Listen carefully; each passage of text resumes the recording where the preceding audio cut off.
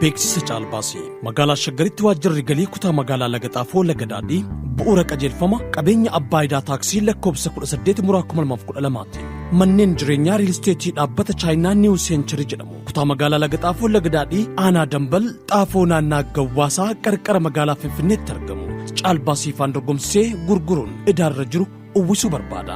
Kanaafuu dhaabbileef namoonni dhuunfaa ulaagaalee guuttan dorgomuu dandeessu. Ka'umsi caalbaasichaa birrii miliyoona 200 miliyoona 94 67,876 saantima 24 yoo ta'u CPO gatii ka'umsaarraa dhibbeentaa 10 baankiidhaan kan mirkanaa'e qabsiisuu kan danda'an. Odeeffannoo guutuu waa'ee caalbaasichaa argachuuf gaazexaa Kallacha Oromiyaa bitootessa 11/2017 fi gaazexaa Addis Zaman bitootessa 16/2017 maxxanfamee bahe irraa argachuu ni dandeessu. Waajjirichi filannoo biroo yoo argate caalbaasicha guutummaan yookiin gartokkeen haquuf mirga qaba. Waajjira galii kutaa magaalaa Lagaxaafoo Lagadaadhii.